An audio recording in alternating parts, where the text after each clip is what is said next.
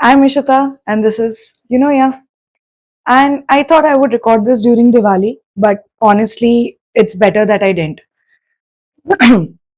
Because last week was all about sweets, perfect timing. Lights, food, the whole emotional chaos of just one more piece of mithai. And this week is about the sugar crash after. So, yeah, the recording didn't happen then because how do you talk about food balance while literally holding a sweet in one hand?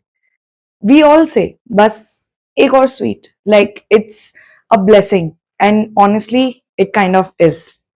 But the minute the diyas go out, our social media feeds light up, like again with 30-day Diwali detoxes, crash courses for festive fat loss, and every possible reel reminding you that your metabolism has feelings too.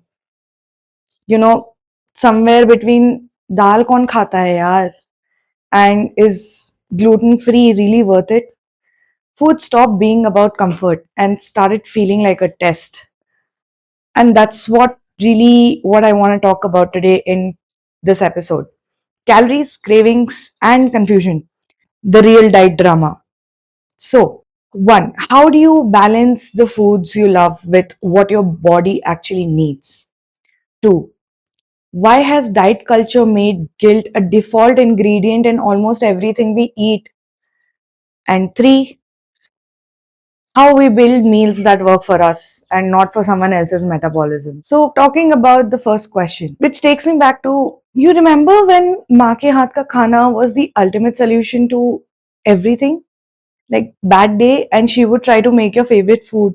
Good day, again, a celebratory feast or sweets.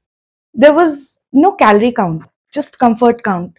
She somehow always knew what we needed before we did ourselves. So let's start with that first question. Like, how do you balance the foods you love with what your body actually needs? You know how every mom has that secret superpower of sneaking veggies into our food without us realizing it? Like, beta, eat your paratha. And then 10 years later, you find out it was actually Loki inside all along. But that's balance. You love the food, your body got what you needed, and nobody felt guilty. And honestly, maa ke haath ka khana was never about macros. It was about memory, care, and intuition. The same sabzi that felt boring as a kid somehow feels like a comfort food now because that food wasn't just cooked, it was composed.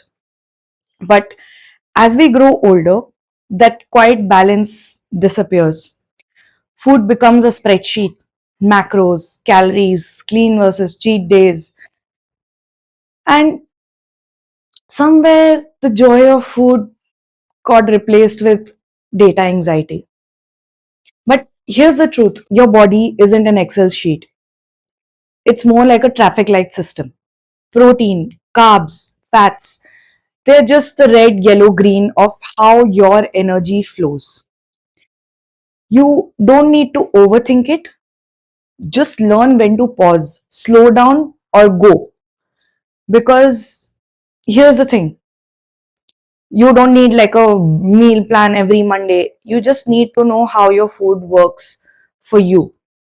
So, for example, if uh, if you weigh or if a person weighs around 60 kilos, your body roughly needs 100 to 120 grams of protein a day, around 200 carbs, and 60 grams of fat. This is not to hit the gym goals, but just to function right, a basic. So maybe it's knowing your afternoon chai needs something with it. So swap butter biscuits for roasted makhana, or if you're craving chaat, go for a curd based one, or something with sprouts or boiled potatoes. Balance the tang with the fiber. I love pani puri, and even if you love pani puri, so go for a sukha puri and get those home and make your own spicy water with lemon and mint instead of the sugary syrup that is provided. A lot, like you can't skip momos. It's okay. Steam them. They actually are, but make your own chutney instead of bottled red sauce. That's basically sugar with a marketing budget. And on biryani day, just add salad the next day. They are not enemies. They're just different forms of your body's rhythm. Additionally, quantity also matters. Eating less than what you can eat, just enough to feel satisfied. That's a transition that takes time.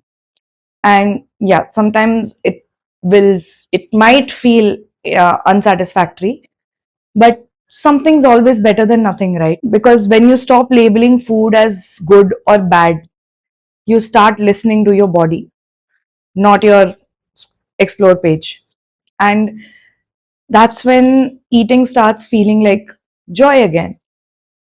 But even when we try to eat right, guilt somehow sneaks in. Why is that? See, the real issue isn't that we love food too much, it's that we have been taught to fear it. Diet culture has turned guilt into garnish. Every ad screams low calorie, sugar free, fat cutting. But here's the twist: most of these trends are designed to make you feel you're never doing enough. You lose a little weight, and suddenly the next ad tells you you're not toned enough. It's a system built on dissatisfaction because guilt sells better than self trust. We are taught that eating less equals control and indulgence equals weakness. But guilt doesn't make you healthier, it just makes you anxious. Also, the same people saying cut sugar and vagera vagera also are also the ones who are sending you Diwali sweet boxes. So maybe the problem isn't the food, it's the fear around it. Okay, so how do we actually make it personal? Like build meals that work for us, not for someone else's metabolism. Now you don't need a full nutrition degree to start with. You just need awareness. You don't need to immediately go hire a nutritionist as well or load up on hundreds of supplements just yet. But simple check in with your doctor can help you figure out what your body actually needs.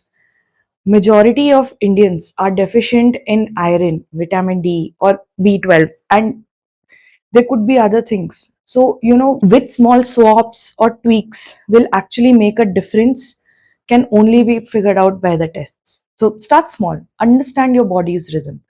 If you're constantly tired, bloated, or craving sweets, that's not weakness. It's information that your body is communicating to you. Cravings are like your body owns WhatsApp notifications. Annoying, but usually trying to tell you something. If you're constantly craving sweets, it might not just be sugar addiction. Sometimes it's your body asking for more energy or magnesium. Magnesium helps regulate insulin. So add banana, dark chocolate, or nuts instead of just another maida wala cookie. If you're always feeling tired or bloated, that could mean your gut's having a mini protest. Maybe you're low on fiber or hydration or eating too much processed salt. Try to add water included foods like cucumbers, citrus fruits, curd, or just space your meals out before. It's not a replacement, it's an addition. If you're craving salty or spicy snacks, that can mean your body is short on minerals like sodium or potassium, especially if you have been sweating a lot or skipping proper meals. Coconut water or a banana does the trick, but it is not a replacement again. But it is better than a bag of chips. So, and always wanting caffeine, that might not be coffee. It could also be low iron or B12 levels talking. So, your fix might actually be spinach or eggs, not another espresso shot. And if you're constantly hungry, even after eating, your meal might be high in carbs but low in protein or fat. That's when a small portion of paneer, tofu, or eggs can help balance things out. And your brain finally stops yelling snack, snack every 20 minutes. But hey, this isn't a rule book. Our bodies are beautifully unpredictable. What works for me might not work for you, and that's totally fine.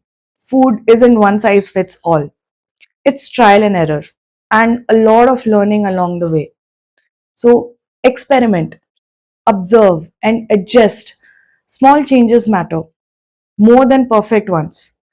And yes, too much of anything, even the healthy stuff, can backfire. So you don't need to overhaul your life in 30 days, like a 30-day challenge, or, so you just need to listen to your body over time. Think of it as a lifestyle rhythm, not a quick fix remix. And if something feels off, like persistent fatigue, bloating, mood dips, don't Google diagnose it yourself. Talk to a doctor or a certified nutritionist. Sometimes you might genuinely need a supplement for iron, vitamin D, or B12. But it's best to know through a simple blood test instead of self prescribing, because food is feedback. It's not about restriction, it's about relationship. And honestly, most changes can happen gradually. You don't need a 3-month crash clean eating plan. Just start accommodating one thing at a time into your current lifestyle, and you will notice the consistency actually sticks. Like, swap sugar for jaggery or monk fruit. If you like baking, bake with oats or millet flour instead of maida. If you can make a lot of chai cakes with banana puree, and like whip cocoa up with yogurt for like an instant pudding. If you want to have pani puri, drink a lot of water before you go to eat. After momos, take a walk. So no guilt, no punishment, just rhythm. And remember, food isn't a math problem, it's a relationship. If your plate looks like a mix of joy and awareness, you're doing just fine. At the end of the day, your body doesn't want perfection. You cannot give it all the nutrients, everything in one day. It wants partnership. The same way our moms balanced our parathas with lauki and like various other veggies. So you can balance the joy and nourishment. Maybe that's the real clean eating. Not spotless, just sensible. The goal isn't to eat clean for 3 months, and then it's to live clean for life, to explore, experiment, and enjoy, to eat like yourself again. So you scroll through all these post Diwali detox reels this week. Just remember, food doesn't need to be your enemy. It just needs to be your friend again. This was Ishita, and you have been listening to Yeah, where we make sense of everyday chaos, one plate at a time. If this episode made you smile, hit subscribe, share it with someone who's currently Googling, is ghee bad for you? And maybe send them a healthy laddu instead of a lecture to eat or what not to eat. Bye.